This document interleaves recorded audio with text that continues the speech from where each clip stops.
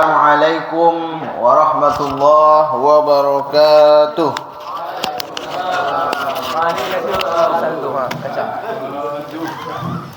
Alhamdulillah wassalatu wassalamu ala Rasulillah Sayyidina wa maulana Muhammad ibni Abdillah wa ala alihi wa sahbihi wa man tabi'ahu wa mawalah. Rabbi shrah li sadri wa yassir li amri wa hlul 'uqdatam min lisani yafqahu qawli, amma ba'du.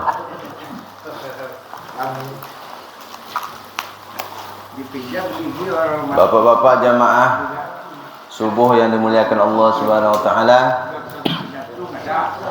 kembali kita bersyukur kepada Allah dengan mengucapkan alhamdulillahirabbil alamin. Bersolawat kepada baginda Nabi, Allahumma salli ala Sayyidina Muhammad wa ala ali Sayyidina Muhammad. Assalamu alayka ya Rasulullah.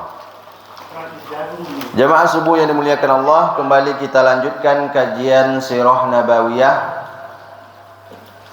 Kitab Ar-Rahiq Al-Maktum karya Syekh Safiur Rahman Al-Mubarakfuri. Layarnya nampak kan?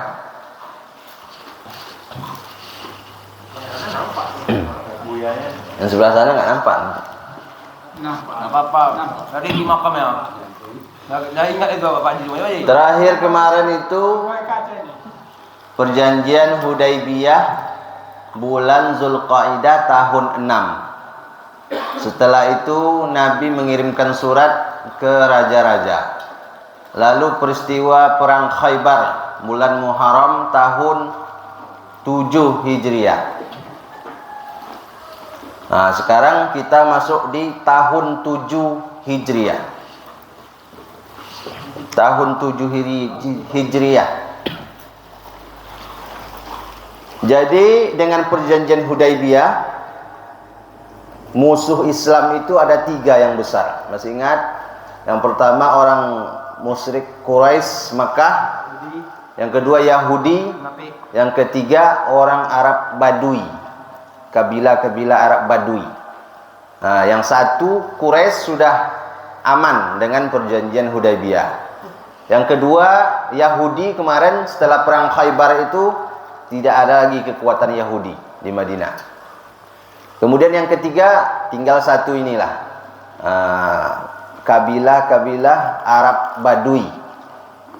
Maka tahun 7 Hijriah ini Nabi memfokuskan ke orang-orang Badui ini. Jadi orang-orang Badui ini mereka beda dengan Yahudi, beda dengan Quraisy. Mereka bukan tinggal di satu wilayah tertentu, bukan tinggal dalam benteng, tapi tersebar mereka di berbagai wilayah. Jadi agak susah memadamkannya, menyerangnya itu lebih susah daripada yang dalam satu benteng atau dalam satu wilayah. Jadi caranya Nabi kirim pasukan-pasukan ke berbagai wilayah itu untuk menakut-nakuti mereka. Nah, itu caranya. Yang pertama itu, masih ingat apa beda Sariyah dan Ghazwah? Nah, siapa yang ingat? Dapat hadiah kacang tujin. Sariyah dan Ghazwah itu sama-sama perang. Kalau Sariyah cuma utusan, Nabi tidak ikut. Kalau Ghazwah, Nabi ikut beserta di dalam. Nah, ingat-ingat. Sariyah itu biasanya jumlahnya sedikit, puluhan. Yang ini yang pertama Ghazwah Zatur Riqa namanya. Terjadi pada bulan Rabiul Awal tahun 7 Hijriah. Khaybar bulan Muharram, ini bulan Rabiul Awal. Muharram, Safar, Rabiul Awal. Berarti pulang dari Khaybar itu Nabi berangkat lagi. Itulah kalau kita baca rentetan sejarah ini, berapa banyak perang yang Nabi pergi itu. Berapa capeknya itu. Baru pulang sekali pergi itu bukan sehari 2 hari, sebulan nginap di situ, mengepung benteng. Ini Nabi pulang dari Khaybar setelah 1 bulan, bulan Rabiul Awal pergi lagi.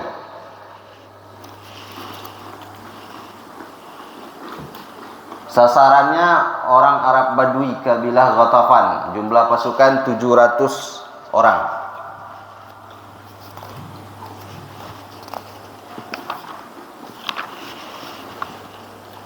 Untuk memberi pelajaran dan menakut-nakuti.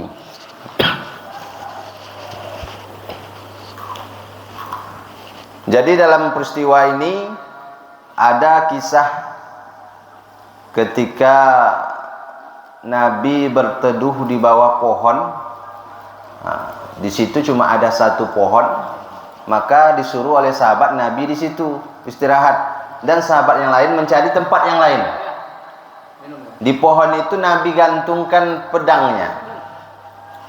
Diletakkan Nabi pedangnya digantung. Tiba-tiba muncul seorang musyrik, orang Badui ini, diambilnya pedang Nabi tadi. Diambilnya pedang Nabi, Nabi tak sadar. Lalu diarahkannya ke Nabi pedang itu.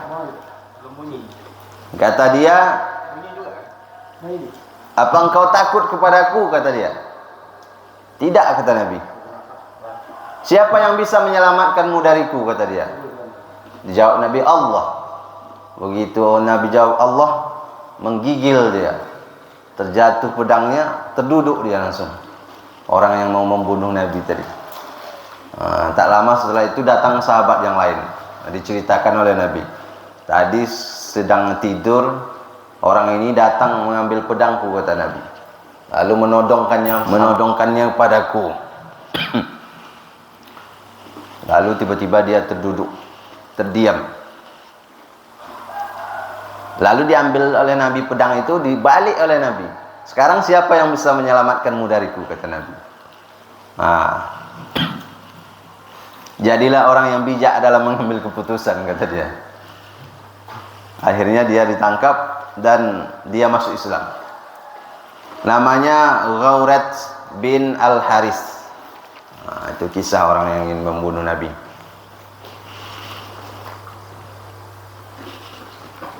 Yang pertama. Yang kedua ada Sariyah Ghalib bin Abdullah Al-Laisi pada bulan Rabiul Awal juga, tahun 7 Hijriah. Lalu Sariyah Hisma.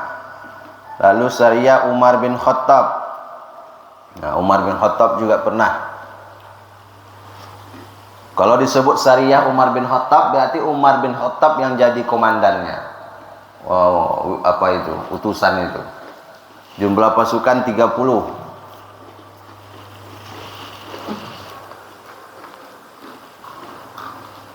Umar bin Khattab bulan Sya'ban. Lalu Sariyah Bashir bin Sa'ad Al-Ansari, 30 orang juga. Kalau Sariyah ini jumlahnya 30, 50, 100. Nabi tidak ikut di situ. Maka utusan-utusan ini untuk memberi pelajaran kepada orang-orang Badui ini, untuk memadamkan api perlawanan mereka. Dan itu berhasil. Setelah ini tidak ada lagi kekuatan orang-orang Badui. Mereka ini kan suka merampok nih, suka begal, suka membuat kerusuhan. Maka selesailah orang-orang Badui. Lanjut. Itu masih utusan-utusan. Mau pakai main surang ini, main sendiri. Nak mau nyusahin dokter lagi. Udah canggih lah. Canggih Ustaz-Ustaznya. Sekarang masuk umroh qada. Qada itu bacanya. Qada itu pengganti.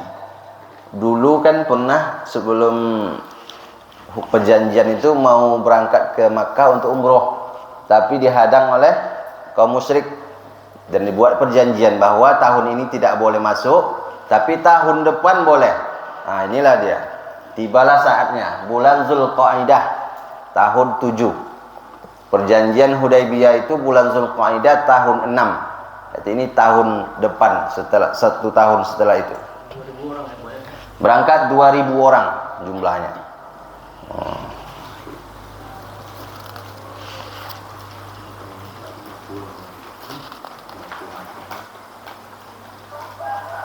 Masuk ke kota Makkah dengan membawa senjata yang biasa dibawa musafir, satu pedang.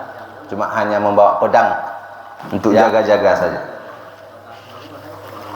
Orang-orang musyrik ini ketika orang Islam datang, mereka mengungsi ke gunung Qu'ayqi'an, sebelah utara Ka'bah. Pergi dulu mereka mengungsi, naik ke bukit itu. Kalau di film kan nampak, mereka lihat dari bukit. Kata mereka, kata orang-orang Makkah ini, orang ini datang membawa virus ini katanya. Karena Madinah itu kan dulu Yasrib namanya, terkenal situ sarang penyakit. Asik sakit aja orang situ, banyak virus. Orang ini datang bawa virus demam yang mewabah di Yasrib. Udah capek orang ini, kata orang Makkah, lelah dia. Nabi tahu bisikan-bisikan orang ini, maka disuruh Nabi, para sahabat itu agak berlari kecil ketika tawaf putaran pertama. Agak disuruh cepat. Melihat itu kata orang musyrik Makkah, oh ternyata mereka sehat, ternyata kuat rupanya ternyata mereka.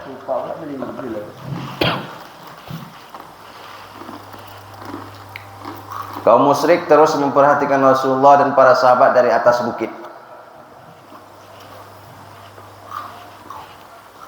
Nabi bertawaf, sa'i, kemudian menyembelih hewan kurban, lanjutkan yang mencukur rambut, tahallul, lalu menginap di Makkah selama 3 hari. Pagi hari keempat, datang orang Quraisy menemui Ali bin Abi Thalib. Beritahukan kepada temanmu bahwa waktu kunjungannya telah habis. Pagi hari keempat itu Nabi pulang ke Madinah bersama para sahabat. Dan dalam perjalanan ini Nabi menikah dengan Maimunah binti Al-Haris. Arah jalan pulang. Maimunah binti Al-Haris. Apa itu kan? Maimunah. Menikah dengan Nabi. Maimunah ini istrinya, kakak Maimunah ini istri Abbas. Abbas itu paman Nabi. Paham? Apa? Ini Nabi lah pokoknya. Lagi ini. Kalau dia makan kacang tuh, paham. Malah dia nggak paham dah. Paham? Nah. Dia nggak paham. Nanti tanya lagi dah. Ini perjalanannya. Nih dari Madinah, Zulhulaifah, Safra, Badar, Juhfa, Hudaid, Amuj, Qadid, Asfan, Tan'im, baru masuk ke Makkah. Banyak nama apa? Nama desa tu apa? Kampung. Itu nama-nama ya. Desanya pun lebih kecil. Pancer. Perjalanan dari Madinah ke Makkah dalam umroh qada tahun 7. Ingat, tahun 7. 7 hari biasanya perjalanan. Dari Makkah ke Madinah itu 7 hari. Makamnya apa? Tapi kalau pakai kuda yang kencang bisa tembus 3 hari. Sudah selesai umroh qada. Pulau Megawati. Megawati ni sanad apa dia? Keturunan. Sanadnya Indo. Sekarang lanjut perang Mu'tah. Kita mungkin jarang mendengar perang Mu'tah ini. Padahal ini adalah perang yang besar. Perang Muntah itu dah. Tapi nggak pernah dibahas ya. Mu'tah, tapi jarang. Muntah. Karena mungkin karena Nabi tidak ikut dalam perang ini. Bisa jadi. Tengok. Terjadi pada bulan Jumadil Awal tahun 8 Hijriah. Jumadil Awal tahun 8 berarti setelah umroh tadi. Ya kan? Tadi umroh tahun 7. Ini sudah masuk tahun 8. Jumadil Awal. Muharram, Safar, Rabiul Awal, Rabiul Akhir, Jumadil Awal, bulan kelima. Atau Agustus atau September tahun 629 Masehi. Nah, lokasinya di perbatasan wilayah Syam.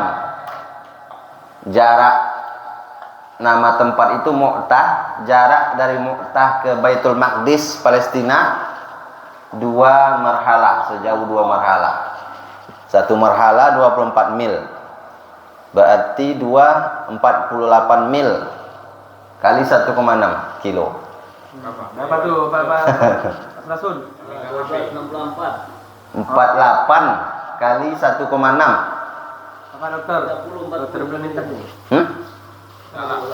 48 kali 1,6. 48 dia 2 marhalah. 1 marhalah 24 mil. 25 kilo. Sekitar itulah dari Mu'tah ke Masjidil Aqsa. Sudah dekat ke masuk ke Syam itu. Palestina. Jadi itu sudah wilayah orang Romawi. 76,8. Nih, perjalanan dari Madinah. Ini Madinah ke atas nih. Kalau yang umroh tadi Madinah ke bawah, Makkah di bawah. Ini Syam di atas.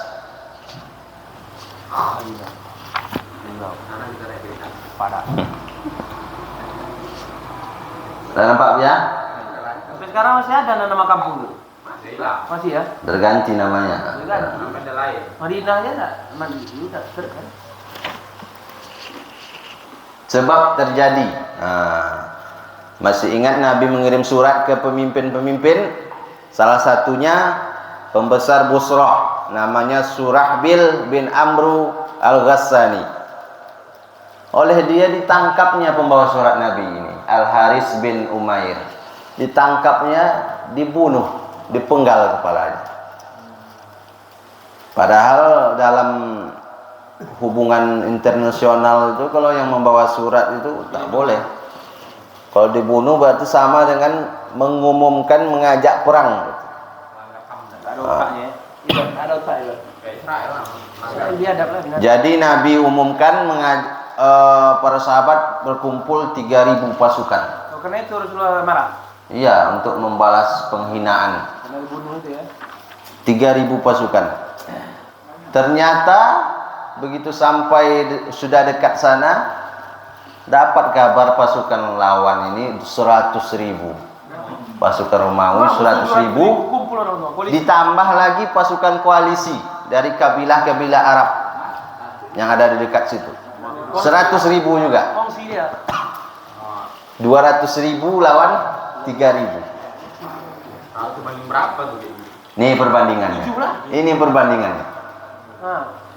200.000 banding 3.000. 3 bagi kan? 7. Satu orang lawan 7. Ya? Kok 7? Iya lah. Lebih lah itu, segitu perbandingannya. Maksudnya Itu. kalau dibanding satu orang lawan 7. Pas dia 21, 2 3 kali 7 21 baru itu. Dia 200.000. Maka ini adalah peperangan terbesar dan terdahsyat yang dirasakan oleh kaum muslimin semasa Rasulullah masih hidup. Ini salah satu perang yang besar. Ini paling besar ini. Ya kan? Lebih besar daripada ini. Badar itu cuma 300 lawan 1.000. Uhud 700 lawan 3.000. Ini 3.000. Perang Ahzab 10.000 lawan 3.000 juga. Nabi mengumpulkan pasukan itu paling banyak 3.000 itulah ketika perang Ahzab, dan ini 3.000 juga. Tak sebanding. Mana melawannya itu? Kalau di logika kan? Komandan pasukan, Nabi berpesan menunjuk Zaid bin Haris yang pertama. Masih ingat siapa Zaid bin Haris? Siapa yang ingat Zaid bin Haris? Nonton terus. Anak angkat Nabi. Termasuk salah satu as-sabiqun al-awwalun, orang yang pertama masuk Islam, anak angkat Nabi. Dulu Zaid ini disebut Zaid bin Muhammad. semenjak turun wahyu tak boleh menyebutkan Nabi itu ayahnya, maka diganti Zaid bin Haris. Zaid bin Haris ini sering dia jadi komandan pasukan, utusan-utusan Nabi. Termasuklah di perang ini. Nabi berpesan, jika Zaid gugur maka digantikan oleh Ja'far. Jika Ja'far gugur maka digantikan oleh Abdullah bin Rawaha. Abdullah bin Rawaha. Nah, itu pesan Nabi sebelum berangkat. Berarti kalau Nabi sudah berpesan seperti itu, maka itu akan terjadi biasanya. Karena Nabi sudah mendapatkan wahyu. Khalid bin Walid juga. Khalid bin Walid tidak ada dipesankan. Nanti kisahnya.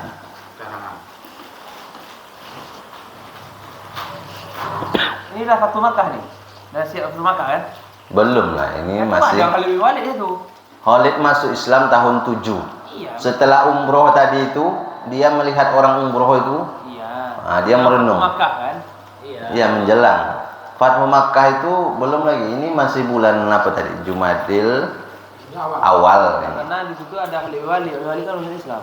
Iya, Khalid bin Walid masuk Islam tahun 7. Udah masuk Islam. Pada situ. Ya iya, ini kan tahun 8. Udah setahun. Berarti udah setelah wakil Fatu Makkah nih. Mut'ah ini. Perang Mut'ah ini. Khalid bin Walid itu masuk Islam bukan waktu Oh, menjelang Fatu Fathu Makkah. Berarti perang setelah umroh tadi itu dia masuk Islam, dia datang dia ke Madinah masuk Islam. Berarti ini bersama Ammar bin As. Khalid baru-baru masuk Islam. Enggak, ini panjang cerita. Mati kan laptop ini lawannya.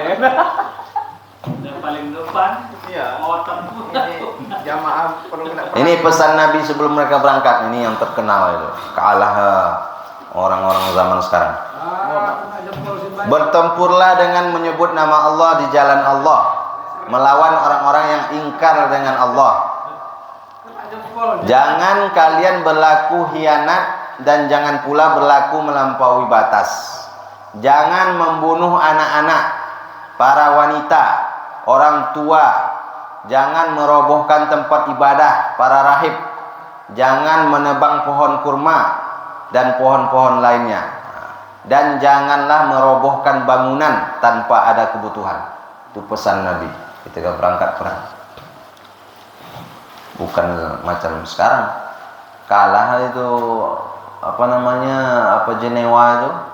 Kalau sekarang jangan tak boleh membunuh pers. Ini pohon pun dilarang menebang. Zakat pers. Kalau Yahudi semua rata. Rumah sakit bantai. Jadi laknatullah. Jadi yang diperangi itu ya tentara saja yang dibunuh itu. Yang lebih laknatullah yang orang Papua itu lah. Jadi sebelum berangkat itu Abdullah bin Rawaha menangis dia. Terisak-isak dia menangis. Ditanya oleh kawannya, "Mengapa engkau menangis?" Dijawab dia, "Demi Allah, aku menangis bukan karena cinta terhadap dunia ataupun karena rindu saudara-saudaraku, tapi aku pernah mendengar Rasulullah membaca salah satu ayat dalam Al-Qur'an, wa in minkum illa wariduha kana ala rabbika hatman maqdiyya." Surat Maryam. Dan tidak ada seorang pun di antara kamu yang tidak mendatanginya. Maksudnya neraka. Tidak mendatangi neraka. Hal itu bagi Rabbmu adalah ketentuan yang sudah ditetapkan. Maka mengingat ayat ini nangis dia. Mungkin dia sudah ada juga firasat akan gugur. Aku tidak tahu apa yang akan terjadi padaku setelah aku mendatanginya, kata dia. Nah, kata kawannya, semoga Allah menyelamatkanmu dan menjauhkanmu dari neraka. Semoga Allah mengembalikanmu kepada kami dalam keadaan baik dan dalam keadaan menang. Abdullah bin Rawaha. Lalu berangkatlah pasukan Nabi mengantarkan sampai ke luar Madinah, sampai di Saniyatul Wada. Setelah itu mereka pergi berangkat sendiri. Jadi setelah tiba di wilayah Ma'an, sebelum sampai di Mu'lan, Nah, tiba di sana mereka dapat kabar bahwa pasukan musuh ini 200.000. Maka mereka musyawarah.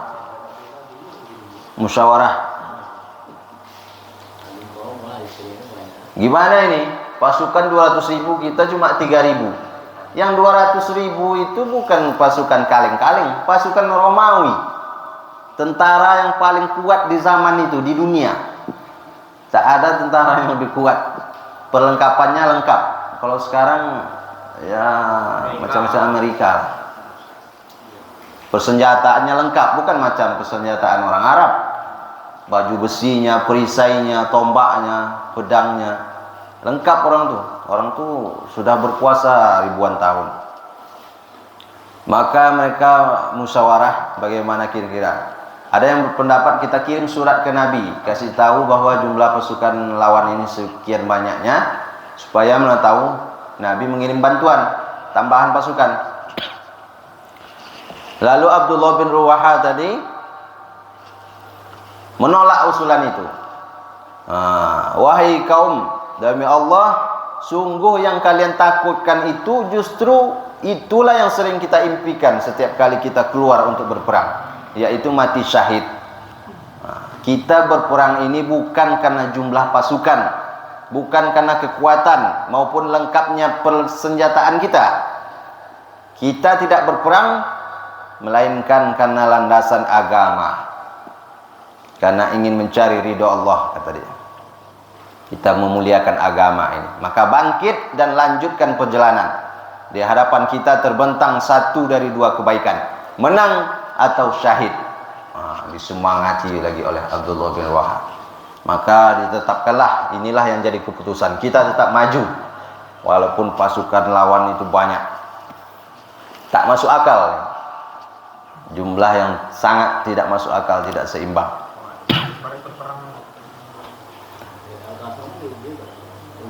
Sementara pasukan Romawi ini langsung dipimpin oleh rajanya.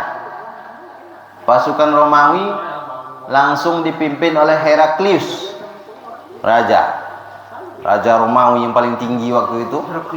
Heraklius. Yang dipesankan surat itu ya? Iya. Heraklius yang ditanya Abu Sufyan itu. Nah, jadi berangkat orang tu. Jadi terus berangkat. Maka sampailah di Mu'tah, tempat terjadinya peperangan. 3.000 melawan 200.000 Romawi dan koalisinya. Yang pertama memegang panji perang Zaid bin Haris. Dia bertempur dengan gagah, dengan tangguh, dengan habis-habisan dia bertempur. Sampai itu tidak disebutkan ini. Sepertinya masuk juga sahabat-sahabat ini. Utsman. Tapi di sini tidak diceritakan. Ya, Tapi kalau jumlahnya 3.000, berarti semua sahabat itu ikut biasanya. Karena itulah jumlah paling banyak, 3.000.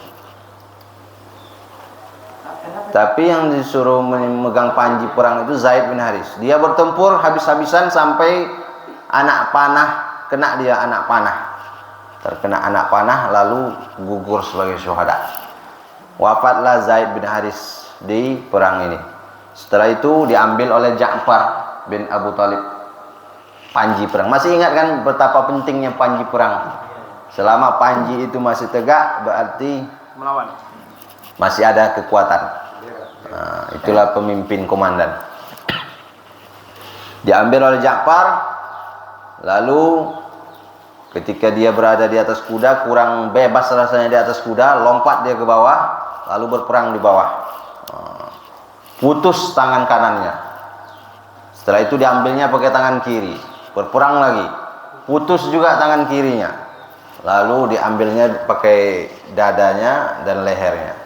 Tetap tegak dia sampai akhirnya dia terbunuh oleh orang Romawi, gugur sebagai syuhada. Terbelah dua badannya. Awak dikit je kena kelingking lari kan. Ja'far bin Abu Talib. Padahal Ja'far ini dia baru pulang, kalau masih ingat, baru pulang dia dari Habasyah.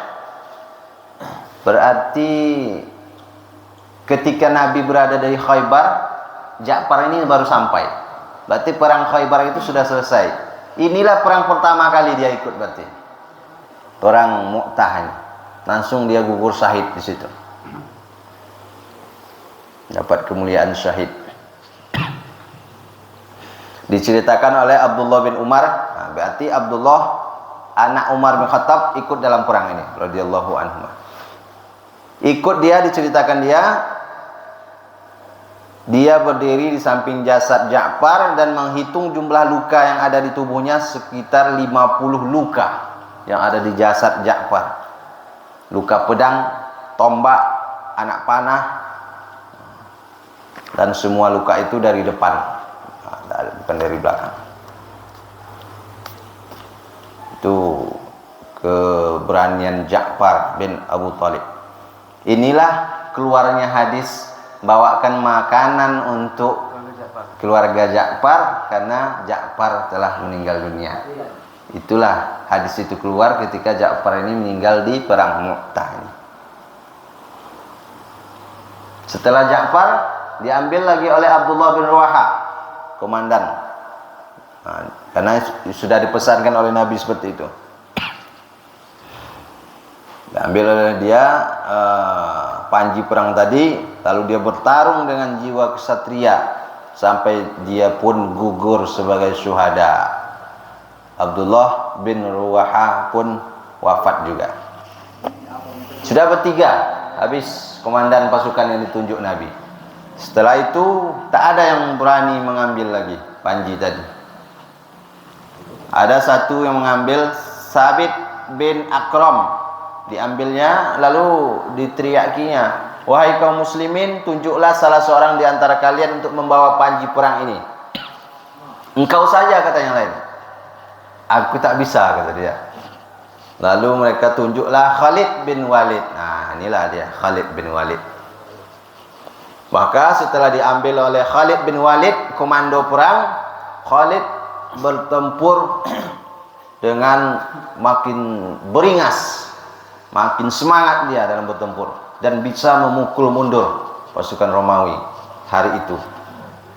2 hari perang.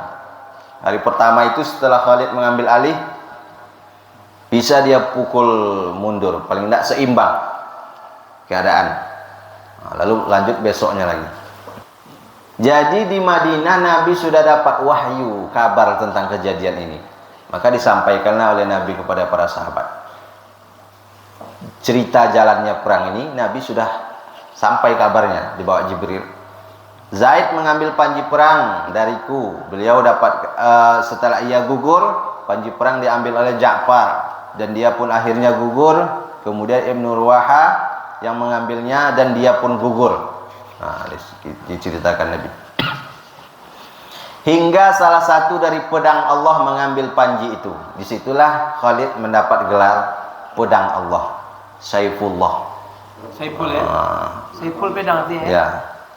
Saiful. Atau sebelum masuk Islam kan dibilang yang sahabat Nabi itu. Pedang. Hingga salah satu dari pedang Allah mengambil panji itu dan akhirnya Allah memberikan kemenangan kepada mereka. Diceritakan Nabi kepada para sahabat. Jadi pergi Nabi ke rumah Ja'far, dikumpulkan anak-anak Ja'far, diciumi Nabi kening mereka satu-satu, lalu sampaikan kabar bahwa Ja'far sudah meninggal dunia. Disitulah keluar hadis Nabi kepada sahabat-sahabat, bawakan makanan untuk keluarga Ja'far. Takziah lah.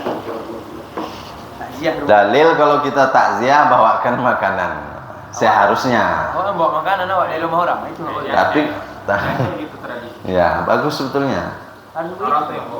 Karena orang tuh nggak sempat. Tapi kalau di tempat kita kan ibu-ibu ini berkumpul memasakkan, sama saja itu. Jadi yang tuan rumah gak menyediakan makanan. Kalau di kampung kami ibu-ibu Apa? itu Tidak boleh memasak, jangan dilakukan.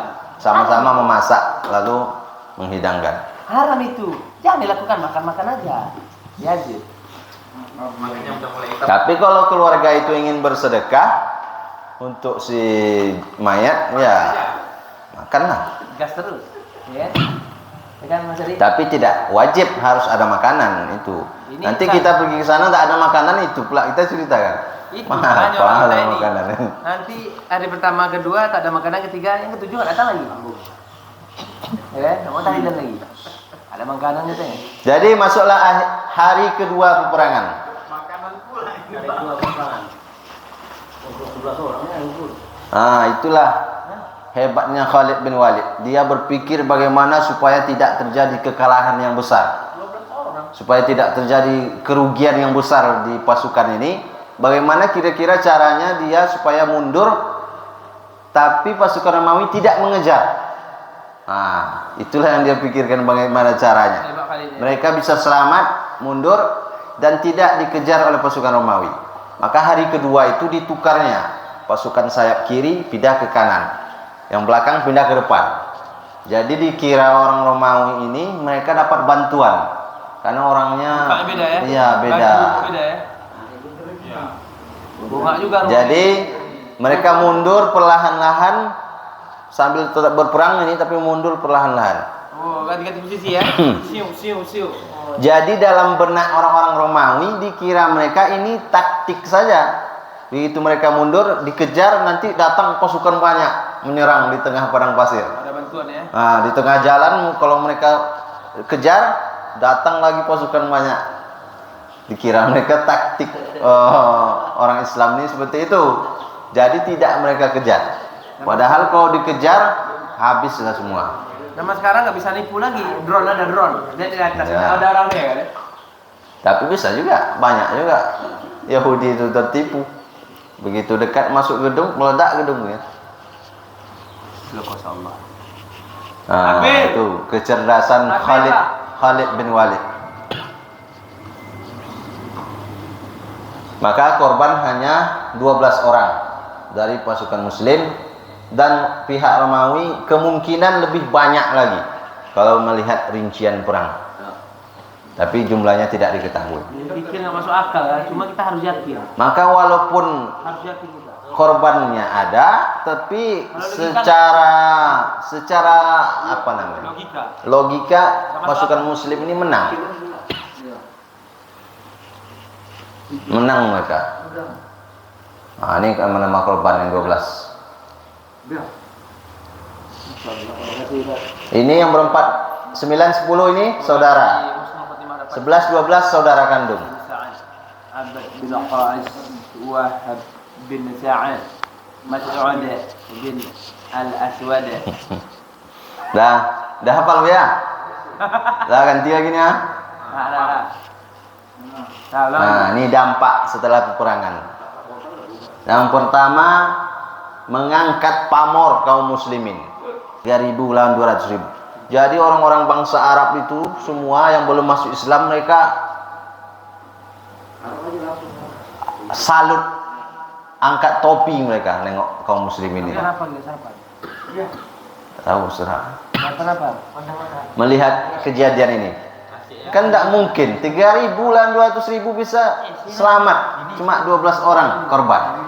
Jadi mereka salut. Mereka mulai sadar bahwa kaum muslimin ini memang mendapatkan pertolongan Allah. Karena tanpa pertolongan Allah tak mungkin mereka bisa selamat melawan pasukan yang begitu banyaknya itu.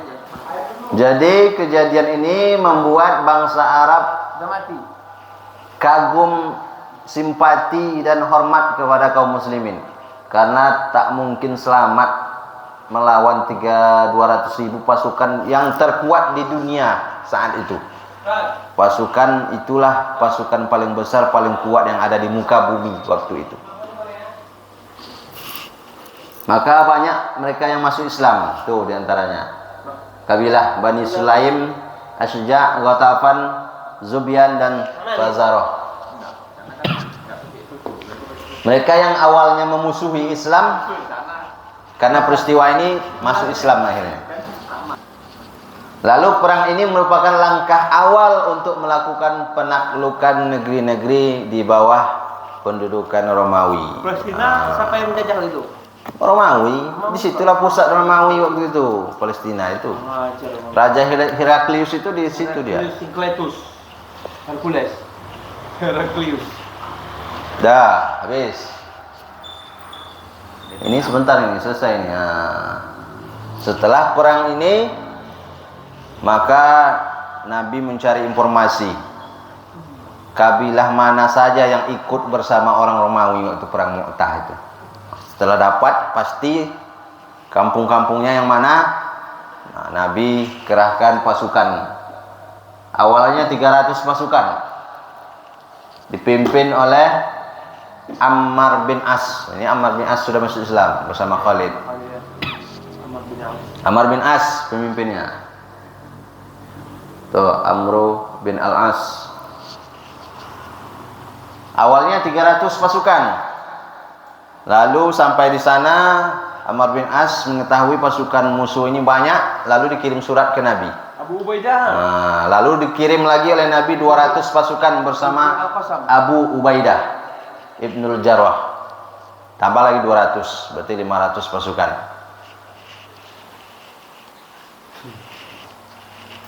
Begitu sampai di sana, Abu Ubaidah ingin mengambil komando pasukan karena dia Amr bin As juga dikasih oleh Nabi bendera perang, berarti dia komandan. Wah, Abu Ubaidah juga gitu dikasih bendera perang, berarti dia komandan juga. Tapi Nabi berpesan supaya jangan terjadi perpecahan di antara kalian. Maka Ammar bin As tak mau dia. Engkau datang ke sini hanya sebagai bala bantuan, kata dia. Akulah yang komandannya. Maka Abu Ubaidah mengalah dia. Nah, biar tak jadi perpecahan, tak terjadi perpecahan. Maka tetap Ammar bin As yang tampil sebagai imam sholat seluruh pasukan. Padahal dalam itu ada juga Abu Bakar, ada Umar bin Khattab juga ikut. Siapa yang komandan pasukan, ya dia jadi imam sholat. Meskipun tidak pandai baca dia. Pandailah. Aduh. Ya mana tahu ya. Suruh pula komandan. Berarti yang imam-imam ini harus siap jadi komandan perang. Oke, yuk. Israel kita serang. Kalau terjadi PKI menyerang di sini, Buya yang pertama dulu maju. Harus Buya maju dulu, jangan Buya. Jangan Buya yang pertama lari. Bukan kongsi ulang. Tahu koalisi, Pak ya. Dua Pak Haji. Hah? Dua Pak Haji. Pak bilang nanti sama orang pakai kan, Pak Haji dulu yang kedua ya. Di belakang Buya Pak Haji dong. Iya, Lawan Buya. Maka pemimpin sholat sekaligus menjadi pemimpin pasukan. Kalau sekarang pemimpin pemerintahan. Nah, jadi kalau pemimpin pemerintahan itu harus bisa jadi imam sholat juga berarti. Pilihlah pemimpin yang bisa menjadi imam sholat. LPTK. Ya, anehnya ya. Ini wilayahnya di Indonesia. lembah di balik Wadil Qura. 10 hari jalan kaki dari Madinah jaraknya. Kalau jalan kaki berarti lebih jauh dari Makkah ini. Kenapa disebut Syariah As-Salasil? Karena mereka singgah di mata air yang bernama As-Salsal, artinya air tawar. Salasil. Bukan As-Salasun, As-Salasil. Jangan adiknya Salasun itu. Bisa jadi. Abangnya lah, di luar air sana. Tahu apanya kan? Apa namanya itu? Silsilah keluarga. Sampai dia nyambung atas. Dah, selesai. Sampai situ dulu. Besok baru lanjut Fathul Makkah. Oh, ini berbuat makan. Nah, tahun ke-8 Hijriah. Tapi perang ada Mu'an ya. Apa? Yang mana? Oh, menang ini, menang. Minang terus dong, nggak pernah kalah. Nih, kaum muslimin menyerang pasukan itu hingga mereka kocar-kacir, melarikan diri ke berbagai penjuru. Itu yang Jadi takutan tentara itu. Kayak sama hantu deh. belum tentu yang sedikit melawan yang banyak itu akan kalah yang sedikit, belum tentu. Kalau pertolongan Allah. Ni'mal maulana wa ni'mal nasir, ya. Jadi Ustaz, yang itu yang Ada. mula-mula Yuk. itu tahun ke-7 itu jadinya. Iya, itu yang pertama umroh tadi. Setelah mereka 7 tahun pergi dari Mekah, itulah baru pertama kali mereka balik. Tahun ke-7 tadi, umroh qadha.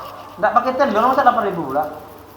Pakai telur tuh, 8.000 juga. Bil, Nah, besok masuk ke Fathul Makkah.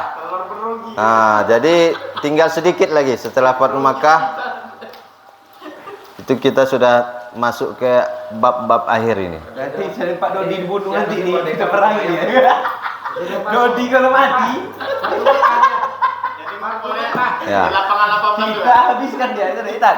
Sampai Pak Dodi mati nanti enggak balik. Amanah. Siapa nih? Nah, kita tutup dulu Pengirim surat apa namanya tadi? Hari dengan kita tutup dengan doa kafaratul majlis. Subhanakallahumma wa bihamdika asyhadu an la ilaha illa anta astaghfiruka wa atubu ilaik. Wabillahi taufiq wal hidayah. Assalamualaikum warahmatullahi wabarakatuh. warahmatullahi wabarakatuh.